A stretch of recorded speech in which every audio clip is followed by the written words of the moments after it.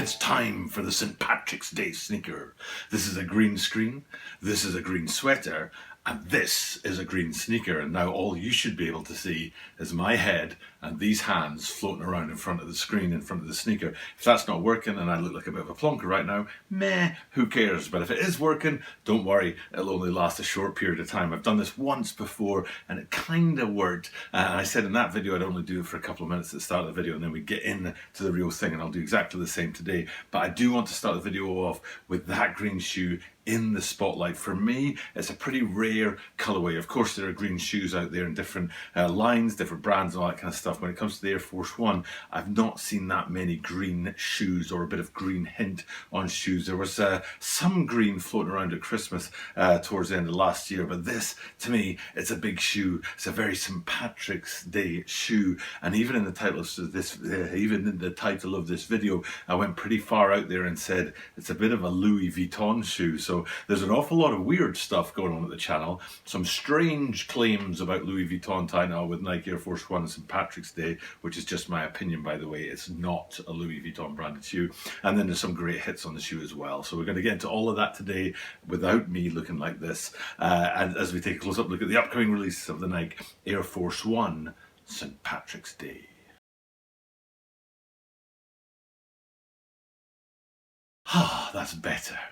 This is the Tokyo Butter 23 Sneaker Channel. Tokyo Butter 23 Sneaker Channel days. Manage upside on day, manage media design every single day from Tokyo, Japan. I'm bringing content about upcoming sneaker releases, sneaker news, and sneaker reviews. And what's behind me right now, doing, is an Air Force One. No, it's not. It's an Air Max 90, which is the chicken, the family chicken, the swoosh mart from 2 days ago at the channel. And then yesterday it was this right here, doing. There's a rice ball, which is also very Japanese shoe, two very Japanese shoes. And I promised you guys an Air Max 95 Japan, but I'm going to hold off on that because the drop date is something like 3 weeks away, and that's just a little too far in the distance. I like my drop dates to be 10 days to 14 days in the future, and this one right here, March the 12th, this video is probably going to go up on like March the 6th, or about a week ahead of the drop date. But I didn't see these guys coming. I was checking, looking for shoes today. Which one am I going to go ahead and talk about? Found these guys and I was like, yep, that's the one. Don't need to look any further because these guys are sweet. I dig them very, very much. We're going to go through the different hits on the shoe, talk about that Louis Vuitton thing that I've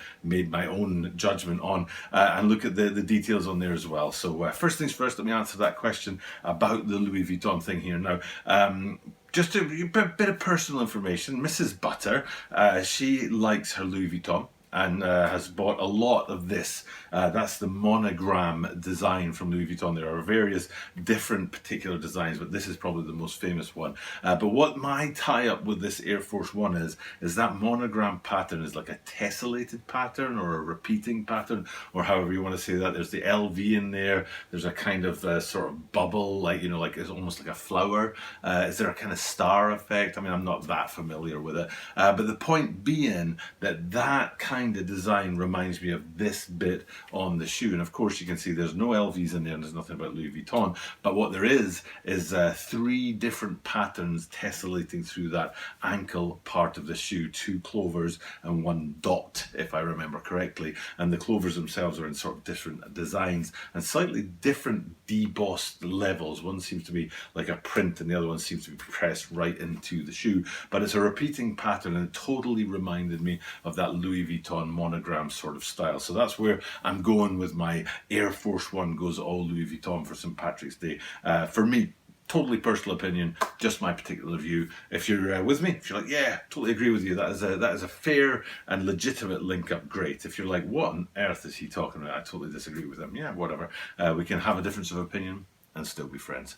So let's get into the shoe though, then look at some of the hits on it and talk you through the different parts of the shoe. Like I said, it's rare for me to see a green Air Force One. I'm sure there are others. It's not like the first green Air Force One in 39 years of the Air Force One shoe, next year being the 40th anniversary year, something to look forward to. But it's just rare to see. It's not a common sort of colorway or not a common look at the shoe. So I was very much taken by it straight away. And I had a kind of debate with myself about this, and my answer is 2. Let's see what your answer is. And what I'm talking about is the number of different greens that make up the upper of this shoe. I think you can make an argument for something like 5 different greens on there. But basically, honestly, if we're going with, like, you know, being fair or being kind of like simple about it. Maybe not simple, but sort of logical about it. It's really two greens and a white, and what we're talking about is a light green and a dark green, or we could say emerald green if we want to go really with that St. Patrick's Day theme, and then the white on there. There are a couple of hits of gold on the shoe as well, which we'll get into too. So first things first, let's go with that light green effect, which appears in 3 different places, and I'm going to start at the back of the shoe and work my way forward, and then when we get to that emerald green stuff, we'll start at the front of the shoe and work our way back. So starting at the back of the shoe, 2 places that pop right off the front there is the lining the inside of the shoe, and then right below that the swoosh. So what we're hopefully looking at on the green screen here is that whole ankle unit in the deeper emerald with that Louis Vuitton effect, but placed around that in the lining and on the swoosh is that light green effect. And if we travel forward from that to the toe of the shoe, the toe panel, the underlay on the toe of the shoe is in that light green effect. So there's our 3 major hits of light green on the shoe, but then right staying there on that toe panel, we can start our travel back, and this is a line that I like to draw when I'm talking about certain shoes like Dunks and Air Force Ones. You can see that toe box of wrap around the overlay, and then you get to the quarter line running vertically up the shoe and then horizontally along the lacing system and then diagonally down the ankles to the heel. That line that I'm talking about is on that deep emerald green on the shoe, and you've got the 2 major colours of green going on there, that light green and the dark green, and right in the middle of all that, right underneath the swoosh, is the midfoot in white, and it's just a great balance of 3 different colours, the white, the light green and the dark green, and it's absolutely spot on if you're asking me. Now, something that was a surprise to me, and it's not a problem, I'm not saying it's a bad surprise, but I'm still not all that sure if I think it's a good surprise, was the back end of the shoe. So here's the heel right here. I was kind of surprised by how white they were, with green branding on the white, and that said, I thought maybe the vertical panel that runs down below the branding panel to the midsole could have been, say, light green, and then it wouldn't have been so overpoweringly white. Of course, being that white, the emerald green stitching in the branding at the back of the heel there really pops off of these guys. And speaking of that, it's a question that I always ask and always answer when I talk about Air Force Ones, is what's going on at the back end of the midsole, where you've got that Air branding and then the line that wraps around. Most of the time, I would say, more often than not, it's the same colour as the midsole, but today it's that contrast, and you've got that emerald green Air and the line that runs around to the medial side on a white midsole. It's very nice and very cool. And then sometimes when they really want to splash out and go the extra mile, they stick a different colour outsole on the shoe, and that's exactly what they've done today. And we have a look at that here, and you can see it's that beautiful emerald green for St. Patrick's Day as well.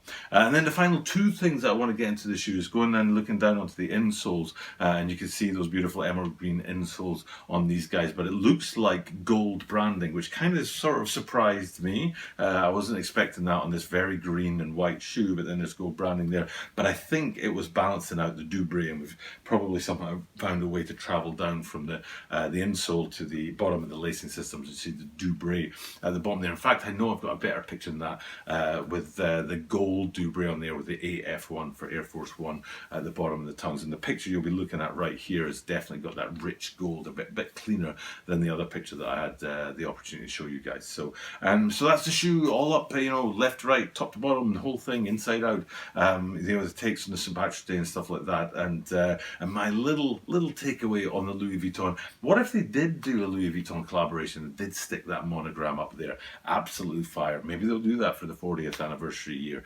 That would be a shoe to keep your eyes out on. Keep your eyes out on, keep your eyes out for.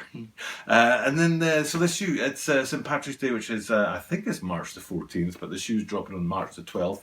Odd date to drop the shoe. Either drop it quite far in advance to sort of lead up to St. Patrick's Day, or drop it on St. Patrick's Day itself. But then maybe March the 12th, let me think about this. Today is the 4th, and it's a Wednesday, 5th, 6th, March the 12th is a Wednesday. No, not feeling, Thursday. I don't know much about St. Patrick's Day. Maybe you guys can fill me in the comments down below. But what I do know is sneakers, and this one is absolutely fire. A great shoe. Nice job, Air Force One and Nike. Now time for me to get off and finish up this video. I've talked about the 2 videos from the last 2 days with the Air Max 90s, and then sometime soon we'll do that Air Max 95. But for now, all that's left for me to do is remind you that I do this every single day. And because I do this every single day, you are guaranteed to see me tomorrow.